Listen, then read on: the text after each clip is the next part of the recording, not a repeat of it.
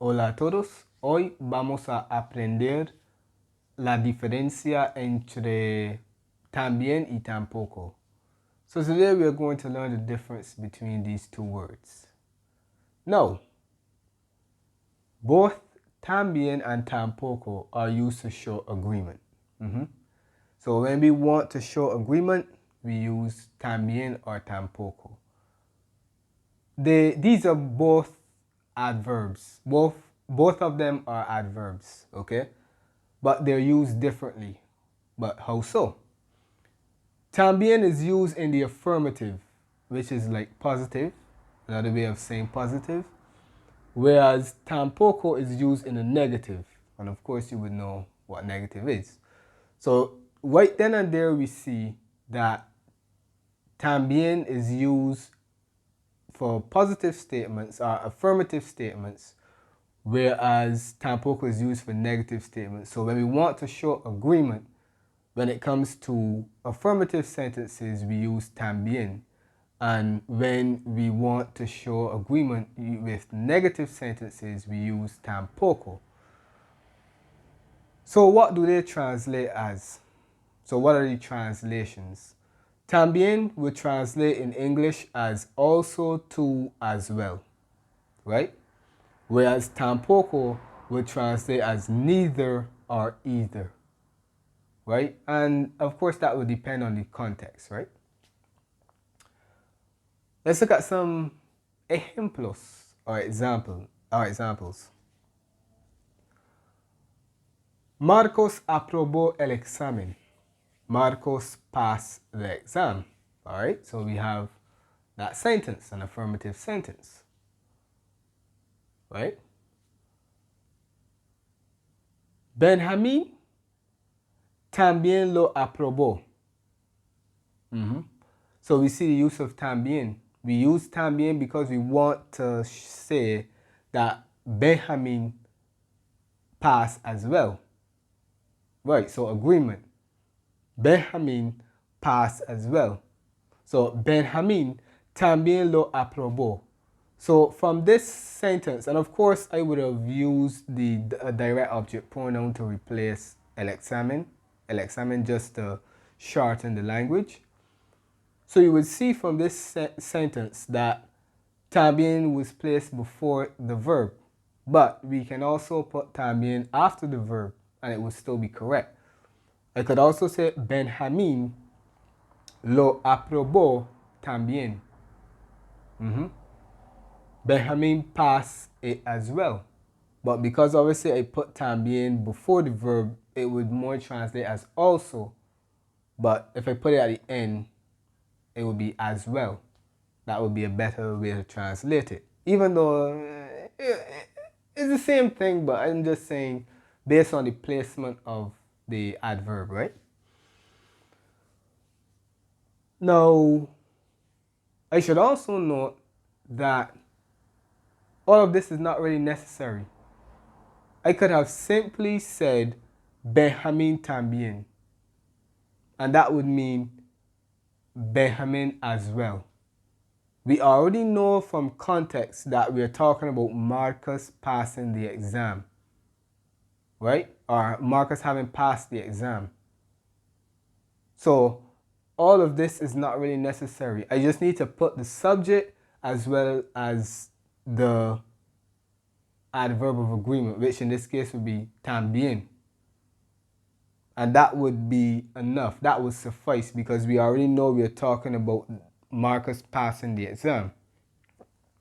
So we want to say that Benjamin also passed the exam. So all we need to really say is Benjamin también. And that would mean Benjamin as well.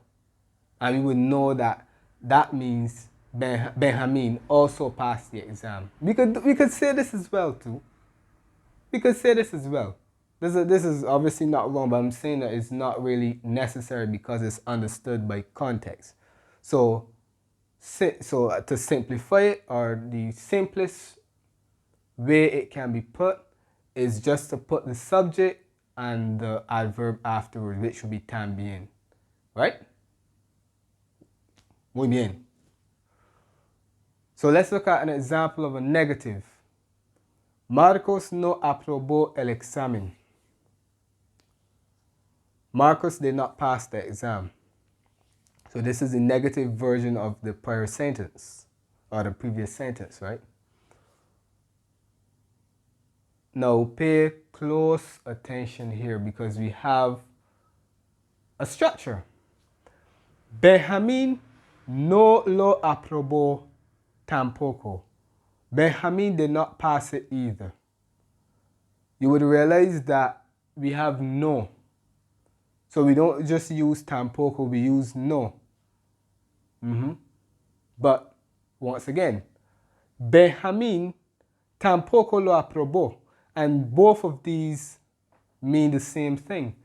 Benjamin tampoco lo aprobó means Benjamin did not pass it either. So what is the difference between these two sentences? We'll get to that.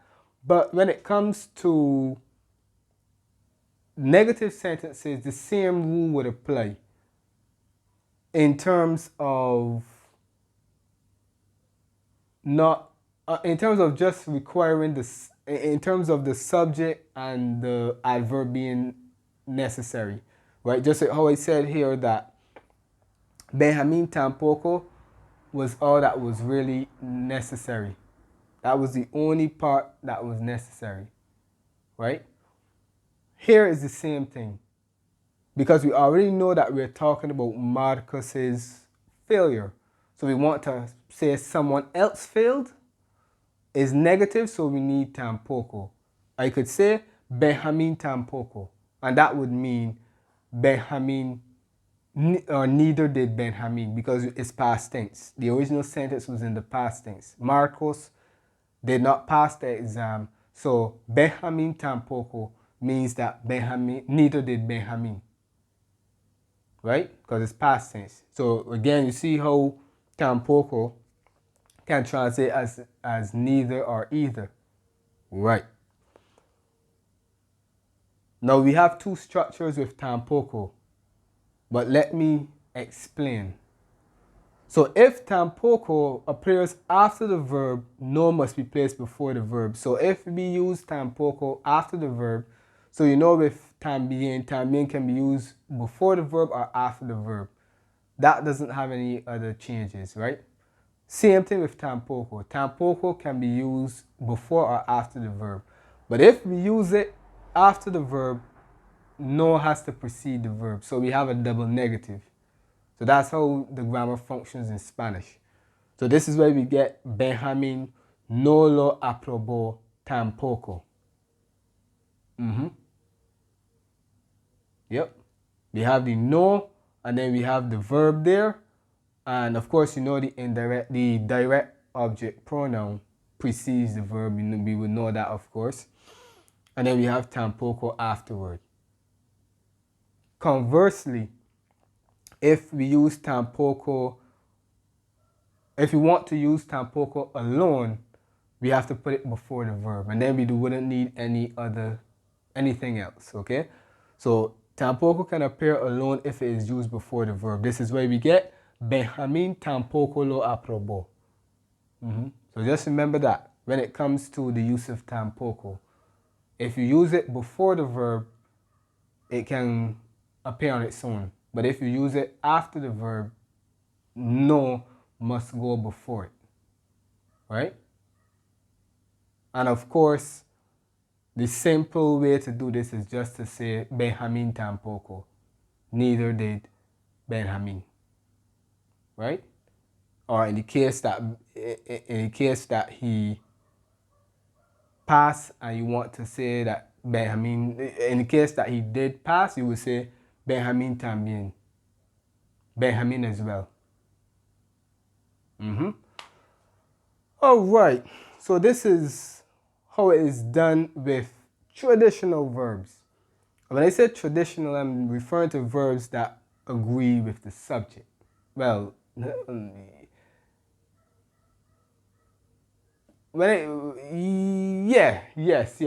You know, verbs that we would normally conjugate yo, tu, el, ella, y. Basically, that's what I mean by the traditional verbs. Because when it comes to verbs like gustar, it will be different.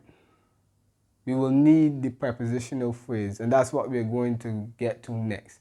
But when I say traditional verbs that agree with the subject, I had to pause on that because in gustar, it does agree with the subject, but the subject appears at the end because of the meaning being different in Spanish, right? When instead of saying I like, it actually means pleasing to.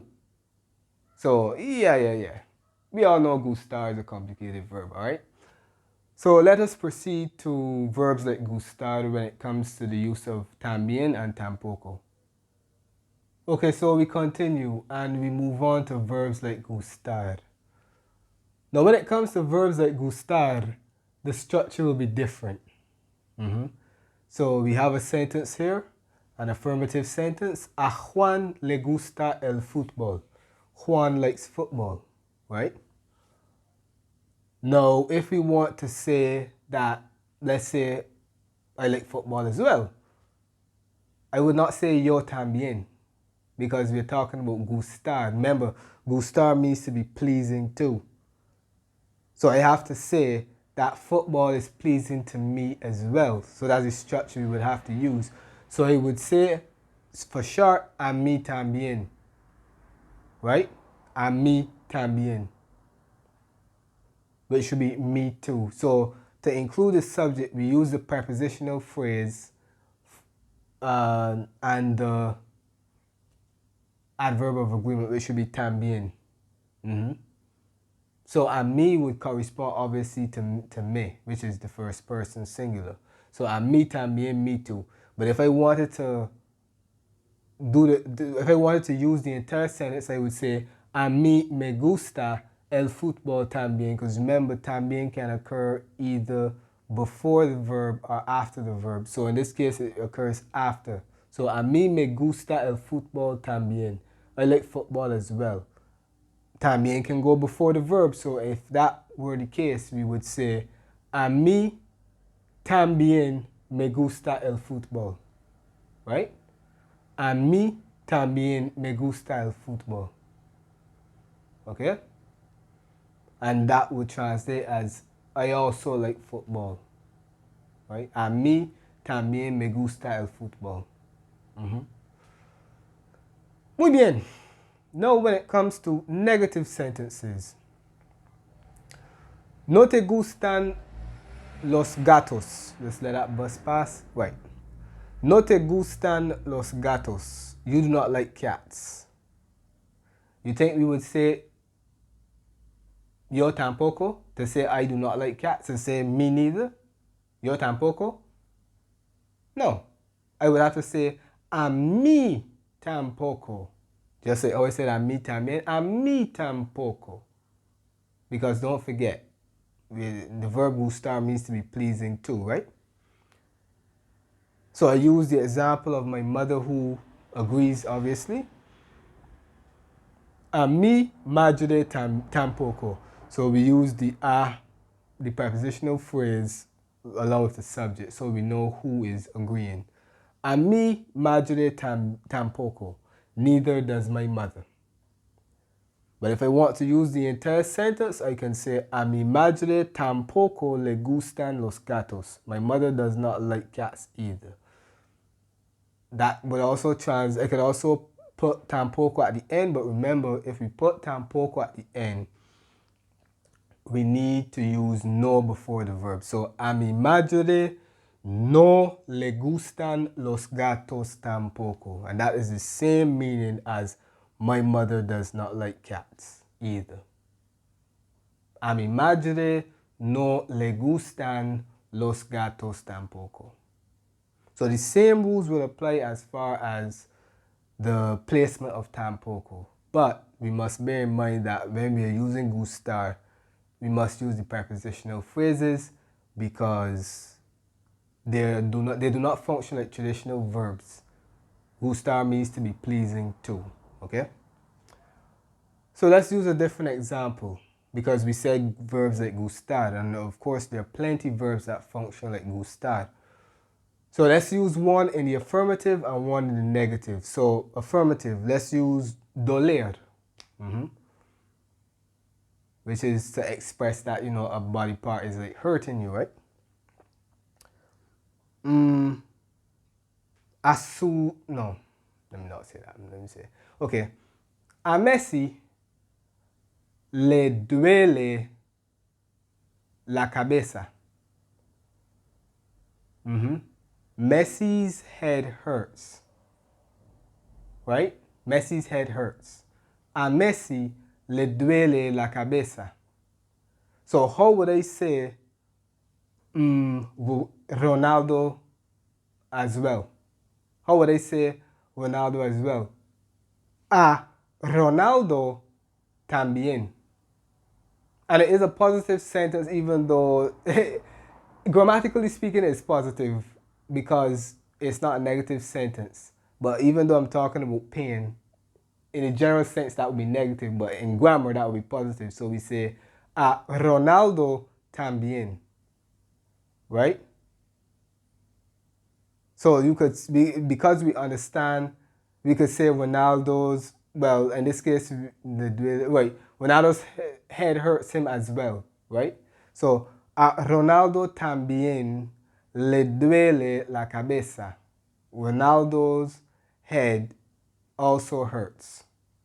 Or, a Ronaldo le gusta, no, not le gusta, le duele la cabeza también. Ronaldo head hurts as well. But if we say Ronaldo también, it would be Ronaldo's with apostrophe S as well, because we're talking about head, his head hurting him, right? So yeah, a Ronaldo también. In the negative, we're going to use apetecer.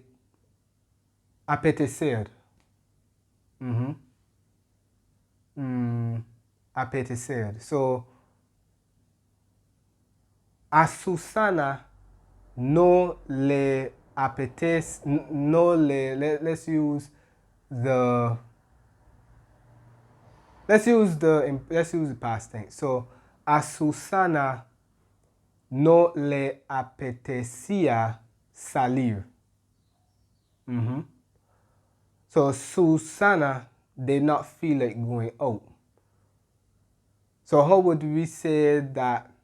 How would we say neither did her boyfriend? A su novio tampoco. Neither did her boyfriend. So the boyfriend did not feel like going out either. So if you want to use the full sentence, a su novio no le apetecía salir tampoco. The boyfriend did not feel like going out either. Or I could say, a su novio a su novio tampoco le apetecía salir. Ok. Espero que les quede claro este tema. Hemos llegado al final de este video. Muchas gracias por ver y hasta pronto.